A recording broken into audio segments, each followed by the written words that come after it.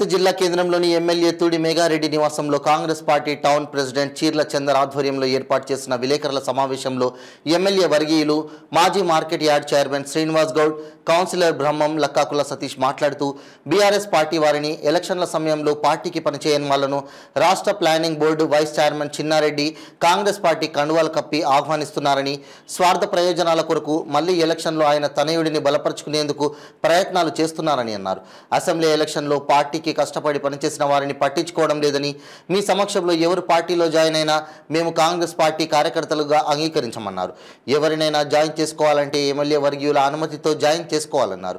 ఈ సమావేశంలో పట్టణ కాంగ్రెస్ పార్టీ అధ్యక్షులు చీర్ల విజయ్ చందర్, మాజీ market yard chairman Srinivas Goud, Lakkakula Satish, కౌన్సిలర్లు బి వెంకటేశ్వర్లు, బ్రహ్మచారి, సత్యం, జయసుధ, మధు గౌడ్, సుమిత్ర తదితరులు పాల్గొన్నారు.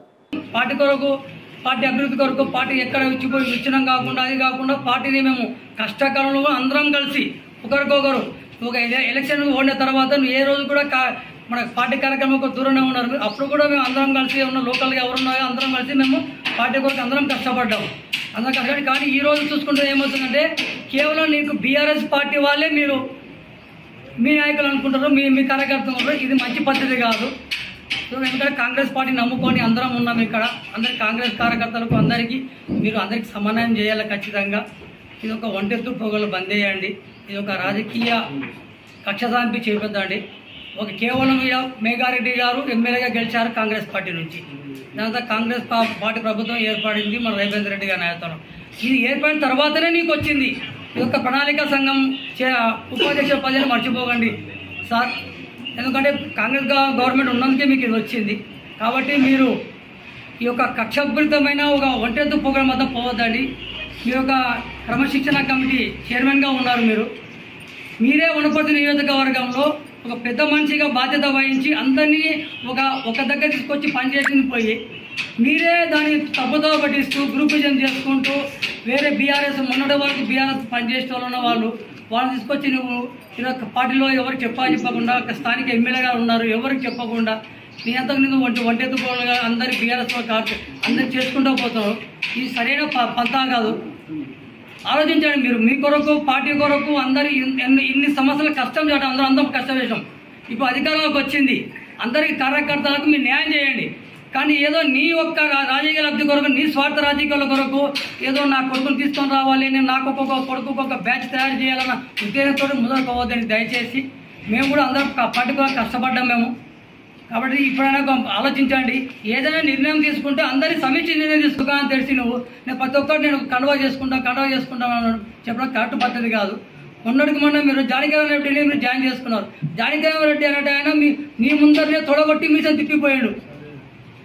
దాని కేవలం సింగిల్ విండో మన మాజీ చైర్మన్ గారు మన సహదేవ్ యాదవ్ 4 రోజుల ముందర ఎలక్షన్ 4 రోజుల ముందర కాంగ్రెస్ పార్టీని వదిలిపెట్టి బీఆర్ఎస్ పోయి ఉన్నాడు. మీరు అసలు మళ్ళీ మీరు కాంగ్రెస్ పార్టీకి తోడుకొస్తా ఉన్నారు. ఇది దేనికి సంకేతం అంటే ఓన్లీ చిన్నారెడ్డికి చేస్తేనే ఒక కాంగ్రెస్ పార్టీ అంటే కాంగ్రెస్ పార్టీలో చిన్నారెడ్డి తప్ప వేరే వాళ్ళు ఎవరు రావు. దాని తర్వాత మీకు పదవి వచ్చింది. ఇది ప్రజలతో ఎన్నుకునే పదవి వచ్చింది మేఘారెడ్డి గారికి. మీకు ప్రభుత్వం ఇచ్చింది పదవి.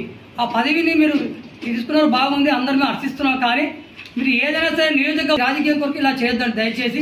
ఇక్కడైనా మీరు అందరినీ దృష్టిలో పెట్టుకొని వనపర్తిని డెవలప్మెంట్ చేయండి. వనపర్తిని అన్ని రకాలు పెట్టి వర్గాలను పోషించి ఈ రోజు 10 సంవత్సరాలు కాంగ్రెస్ కార్యకర్తలు అధికారం లేక టీఆర్ఎస్ నాయకులు పెట్టించిన కేసుల్లో ఎన్నో ఇబ్బందులకు గురై అట్లే పార్టీని పట్టుకొని ఉన్నారు. కానీ ఈ రోజు నేను చేస్తున్న తప్పేందంటే టీఆర్ఎస్ నాయకులను తీసుకొచ్చి మళ్ళా కాంగ్రెస్ లో కలిపి వాళ్ళకి ఖండాలు కప్పి ఇది ఒక 119 నియోజకవర్గాలు ఉన్నాయి. నీవే ఒక క్రమశిక్షణ కమిటీ చైర్మన్, ఏసీసీ నీవే ఇక్కడ తప్పు చేస్తే మిగతా 119 నియోజకవర్గాల్లో కూడా అక్కడ వర్గాలు తయారైతే మళ్ళా కాంగ్రెస్ పార్టీని రేపు భవిష్యత్తులో మళ్ళా బతకాలని చూస్తున్నారా? ఒక దిక్కు రేవంత్ రెడ్డి గారు ఇంకా 25 సంవత్సరాలు కాంగ్రెస్ పార్టీని ఇక్కడ తీసుకురావాలనే ఆలోచనతో ఆయన పనిచేస్తున్నాడు. ఈరోజు టీఆర్ఎస్ ప్రభుత్వము ఈ యొక్క ఆర్థిక పరిస్థితిని పూర్తిగా అడుగంటిన పరిస్థితుల్లో కూడా ఈరోజు విధంగా చేసిండ్రు. పోయిన నెలల పింఛన్ కూడా 27 తారీఖు నాడే వృద్ధులకు పింఛన్ వచ్చే విధంగా ఆర్థిక పరిస్థితి బాగాలేకుండా ఆ విధంగా రేవంత్ రెడ్డి గారు మంత్రివర్గం పింఛన్లు ఇవ్వాలి. కానీ ఇక్కడ వనపర్తిలో వర్గాలను సృష్టించొద్దు. చిన్న గారు దయచేసి మీకు విజ్ఞప్తి చేస్తున్నా. మీరు పెద్ద రాజకీయ నీతి పండితులు అనే ఉద్దేశంతోనే మీకు హైదరాబాద్లో రాష్ట్రం మొత్తం మొన్న కొండారెడ్డి అనే వ్యక్తి, రంగాపూర్ అనే వ్యక్తి చిన్నారెడ్డికి ఫస్ట్ టికెట్ వస్తే నాతో చర్చలకు వచ్చింది, నీవు రావాలి పని చేయాలంటే. నేను చిన్నారెడ్డికి కాదు కాంగ్రెస్ పార్టీకి పనిచేస్తాను.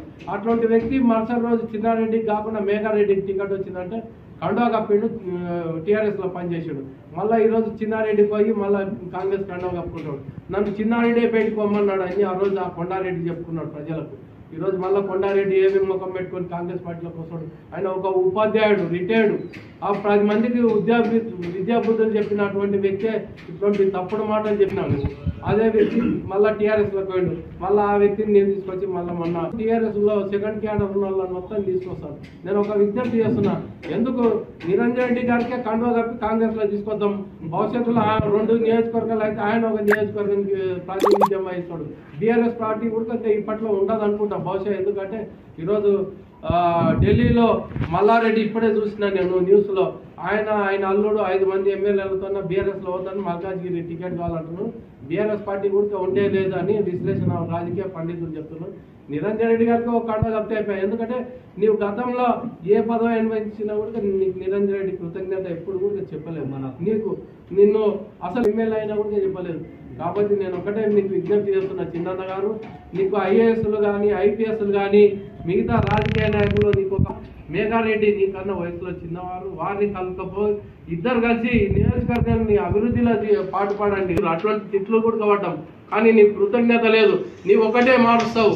ఒకటి పెద్దలు చెప్పిండ్రు, ఒక కోడేలను తీసుకొని మేము చూసుకుంటూ ఉండలేము.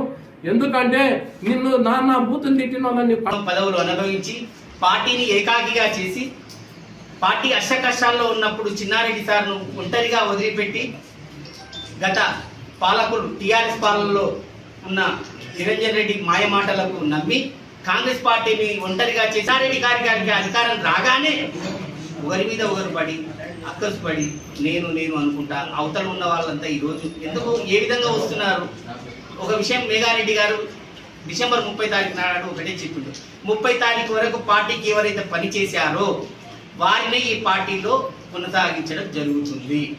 పార్టీకి నష్టం చేసి పార్టీని ఓడగొట్టడానికి చూసిన టీఆర్ఎస్ శ్రేణులను ఎవరిని కూడా మన పార్టీలోకి చేర్చుకోవడానికి వీలు లేదని రాజీవ్ గాంధీ సాక్షిగా చెప్పడం జరిగింది. నిన్నటి దినంలా కొంతమంది ఇన్ని రోజులు పార్టీని మోసి పార్టీ జెండాను మోసిన కార్యకర్తల పరిస్థితి ఈరోజు ఏం కావాలి?